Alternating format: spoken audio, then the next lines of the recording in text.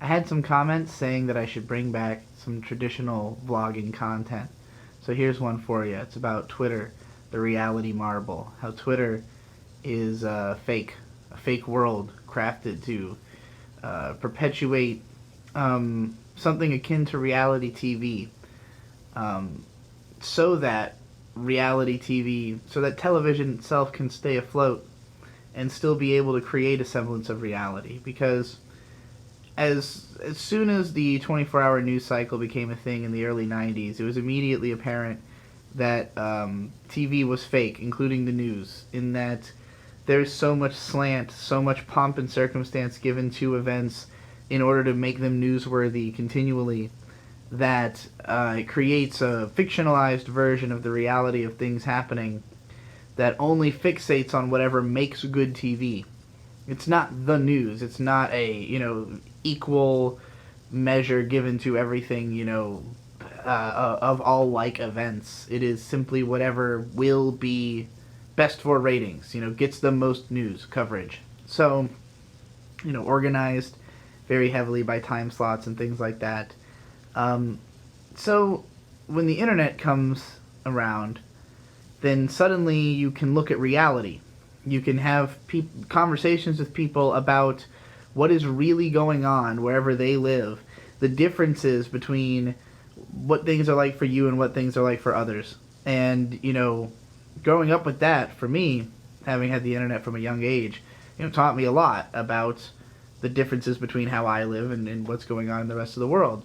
I ended up traveling to the Philippines to meet someone who I met online, and learned about like the entire condition of the third world, and became much more worldly in that sense, through things like the internet. So, that's a powerful connection tool and education tool that if enough people discovered it, would make them a lot harder to control and make reality a lot harder of a concept to control. Because, society, in order for it to function, requires all of these layers of thought, like control, basically. Essentially, hypnosis on different layers in order to make you believe in the idea of like what society is and why you need to participate in it.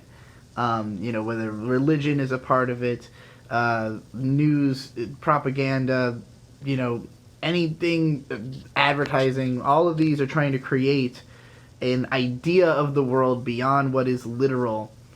And that is what allows us to, desire and to perpetuate a growing society and an economy that the numbers always go up, so that the people at the top can have numbers that always go up, even though having numbers always go up is not necessary for a normal person, or anybody, really. But in any case, Twitter is just as fake as reality TV, in that in reality TV shows where there are real people involved, like, they're guided through an extremely controlled simulation where, there are cameras everywhere, they are constantly being told to do things, they're constantly being fed lines, fed prompts, challenged to create better TV.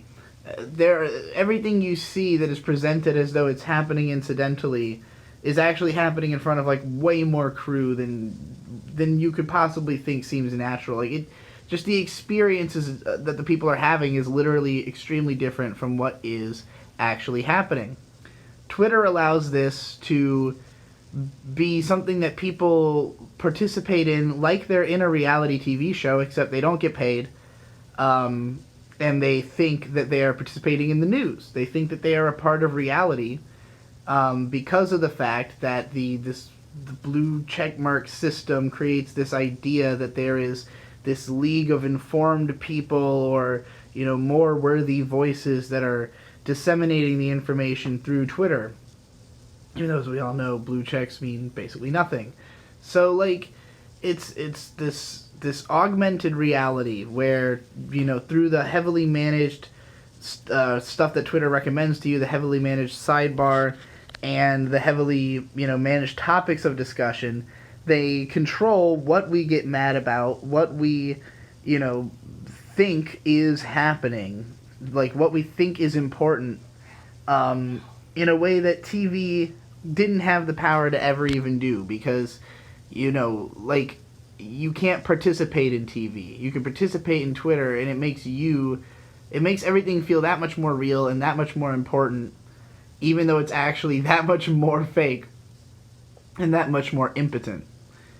The best thing about Twitter is that it is a good content generation platform, and the people who treat it purely as something that they are doing for fun, because you can make good things on it, even if those things are just as simple as, like, statements that sound good.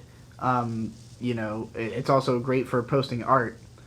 So, like, anything that can be shared directly to Twitter and succeeds as a tweet, it's good for. It's a terrible promotional platform for anything off of Twitter. For some reason, famous people can convince themselves they need Twitter accounts. Unless you are somehow making money through the Twitter account, it's useless. It is not a good pathway to content. You can, again, if you upload things directly to Twitter, then it's fine. But, like, making money off of Twitter is not nearly as easy as making money somewhere like YouTube. Twitter can be used to promote a Patreon, but ultimately it just won't be as successful as having Patreon advertising baked directly into your content. And Twitter content is usually small and incidental, so that it doesn't have a payment infrastructure, so that it is basically just a reality marble. It's just a place for narratives to be formed and curated and participated in, so that they seem more real, so that they can be reported on with even more moral authority, despite being every bit as divorced from reality as any reality TV show, which is to say very far.